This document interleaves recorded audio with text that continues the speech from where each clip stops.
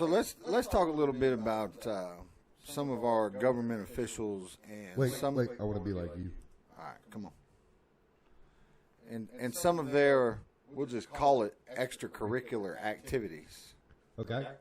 This just doesn't work for me. So here we go with, now we got Governor Cuomo from New York, who has two or more alleged instances of improper conduct. Ooh.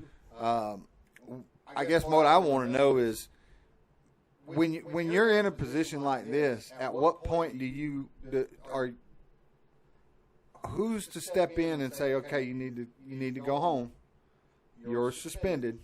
Well, didn't he admit it or not admit or acknowledge it? And I saw something where he's like, I understand, Yeah, I wasn't trying to be inappropriate.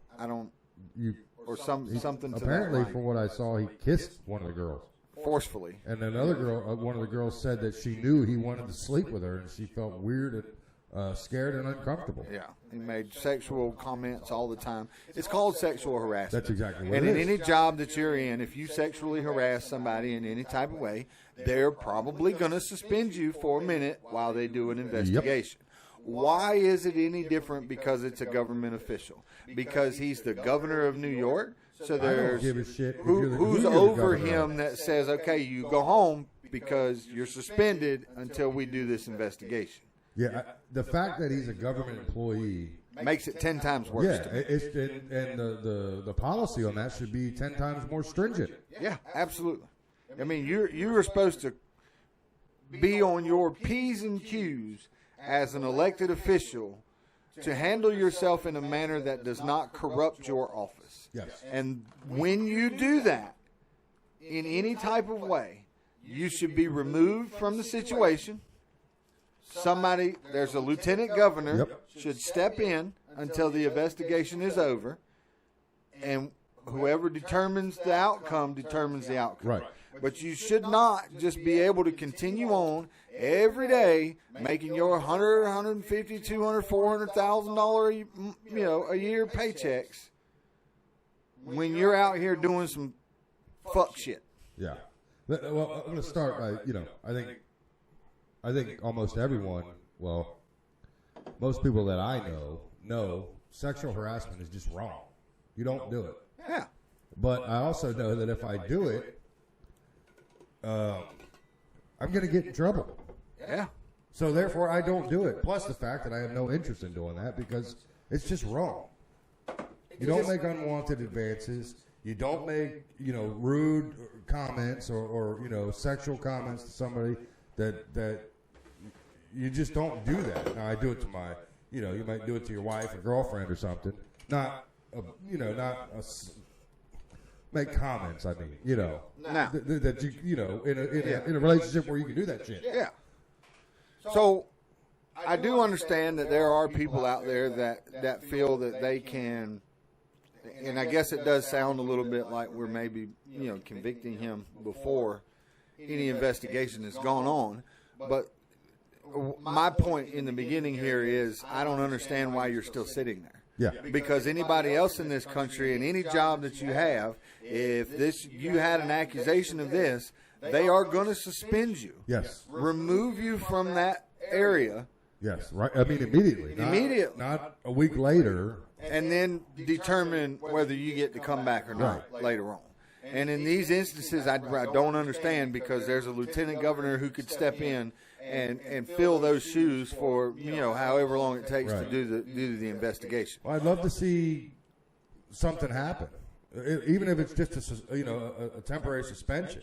Yeah, I mean because it's becoming too much of a norm. Yeah, and it doesn't matter what. And this is not a Democrat Republican thing.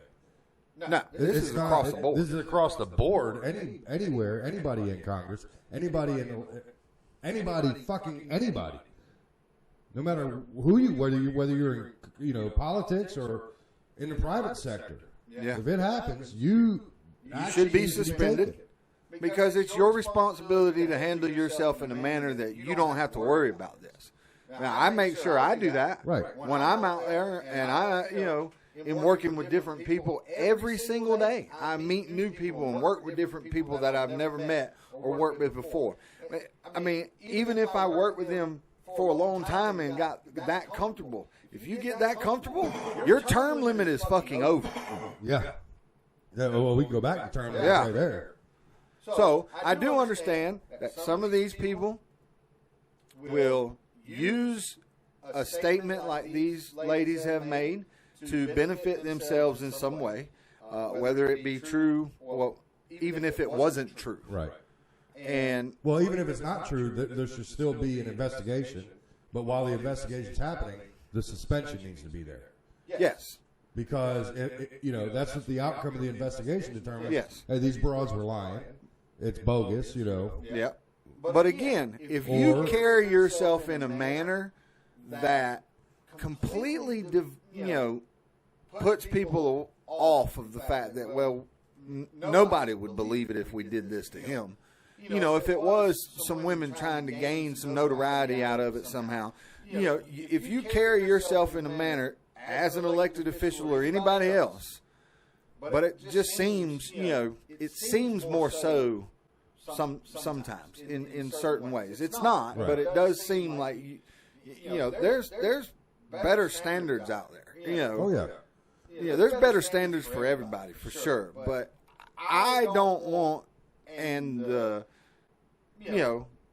million voters that voted you in that office don't want to see you presenting this shit or putting yourself in a position for this shit to even come about. Right. It shouldn't even be a question. So any of the politicians that you find that do this should be removed from office until the investigation is done, and then they can decide on which way to go from there. And I'm sure it happens a lot more than we, the public, are. Oh, absolutely.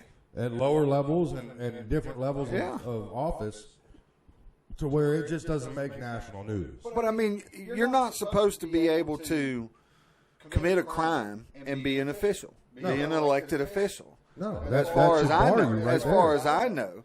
So when you harass somebody, it is a crime. It's a crime because you can be punished for it. You can be fined for it. You may even be able, depending on how far you went, be thrown in damn jail for it. I mean, restraining orders can be involved. I mean, it's a crime. I mean, it sounds to me like it's a crime. So when you conduct yourself in this manner and you make it look like you may have did a crime, or even if somebody else does, unfortunately for you and me and everybody else, because for you and me, it's going to happen. There ain't going to be no damn judge, jury. It's going to be judge, jury, executioner right then and there, more than likely. Yeah.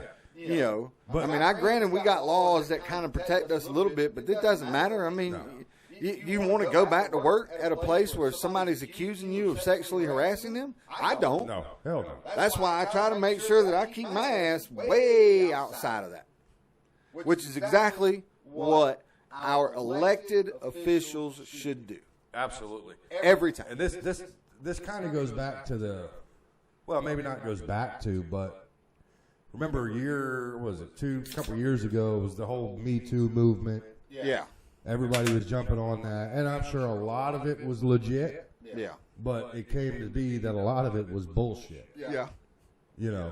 I mean, and trust me, if you are found that you are lying about your allegations towards these officials or anybody, you should face the same punishment that they would have faced had they been found guilty of what they were. I agree. And that is a big problem in this country and a lot of people, I read the news every day, there's false rape allegations. And, there's ways to not be able to turn up results when they do the rape kit. Yeah. And women a lot of times will claim this simply because they're pissed off at someone. Yeah. Now, I'm not saying that there are there's many more cases where it actually does happen. Oh, yeah. Than not. But a false accuser should face the same judgment as Yeah. I firmly believe that. But I think in Cuomo's case, he admitted. He's already admitted that in lesser words. Yeah, in lesser words. That, I kind of did that. Yeah. So. But just saying that you acknowledge it and you understand that it's not right, that doesn't get you off the hook, Bubba. You read the news and they're saying, they're asking him to step down. Well, obviously you ain't asking loud enough because there shouldn't be anybody asking. There should be someone above saying, you are stepping down until we determine the outcome of this. Yeah. That's what needs to happen. Especially after you make a statement like that and basically admit to it. You ask him, we want you to step down. Okay, I don't give a shit. Yeah. I'm not going to step down. Somebody needs to get in there, somebody higher up, and say, look, motherfucker, whether you're guilty or not, you're going to be suspended until we determine what happened. Yep. And then and go from there. So I had another little thought of an insubordination kind of thing that I wanted to speak on real quick. There is, and I don't remember what her name is, and I think she may be like the ag secretary in Florida, but she's a secretary of some sort for the Florida local, the state of Florida government. Okay. The governor down there had ordered the flags to be lowered to half staff for the death of Rush Limbaugh. All right. Me personally, I believe that lowering a flag to half staff is something that should be reserved for military, maybe civil rights icons, things like that. I trust me, I loved Rush. I listened to him all the time. I don't necessarily know. He wasn't a politician. I think he may have been military at one point. So then maybe it makes sense. If that's the justification, then I get it. But simply because he was an iconic radio personality, I can't. I'm with you there. But I believe, if I'm not mistaken, he was a veteran. So that makes sense. He was a prominent person in this country. Who whether you liked him or not, he made a living and made everybody understand who he was. That's for sure. Yeah. So the secretary lady, I want to say it was Susan something, but the secretary lady, because she didn't like Rush, refused to lower the flag. On personal feelings? Yes. Because she didn't agree with what Rush stood for. She refused the governor's order to lower the flag. So you said, fuck you, boss. I ain't doing what you say. Yeah, I would get fired for doing something like that. Yeah. So here we go with these officials just kind of, we're seeing this democratic side of everything where we're not going to listen to anybody. No, we're going to do what the fuck we want, whatever you say. My feelings trump policies and everything else. So because and she may be a Republican. She might be, but I really don't believe she would be Republican, liberal, or anything like that, conservative or Republican, conservative, or anything like that. If she wasn't, because a lot of Republicans and everybody understood Rush, liked Rush, right. May not agree with everything he said, but still respected him and his career and what he did, and being a veteran, if that be the case. So it's obvious that she's Democratic and the governor is Republican. So this is the show that we're getting now. When AOC said we don't have to negotiate. You're right. But couldn't we say this? Because Rush was a radio personality and the governor was Republican, Rush was conservative. Could we not say that the governor probably really, really liked him and felt like it was the right thing to do? Yeah. And used his emotions and his feelings to say, because how many other states, how many other governors out there lowered the flag for Rush? I believe it was a pretty significant. But I'm not going to say, I'm not defending her actions at all. Because what she did, you defied your boss. You fucked up. But that is the Democrat thought process. As you said, we don't have to negotiate. Yeah. We just do what the fuck we feel like we want to do. But at the same time, if it was me, I would personally, this is me, I wouldn't have lowered the flag for him. I wouldn't have. I don't see it. He's a radio personality. Sure, he was a great guy. He had a lot to say. A lot of people knew him. But I don't see the justification in it. Because as you said, military personnel, active military personnel, politicians, things like that, he just doesn't fall into that category. You know? And that's my thought on it. Yeah, similar to mine. So, I get why you do it, because if he is a veteran, he was a veteran, that I get why you would do it for him in that aspect. But hundreds of other veterans die every day, and we don't lower the flag for them. Right. You're right. So I don't necessarily think it should have been even. This should have been, again, don't get me wrong, I loved Rush. I loved listening to him. I'm mad respect for what, he did all his life and the things that he overcame throughout his, life. But I don't believe that was the right, you shouldn't have done it, but because you did, then you have the right to do that.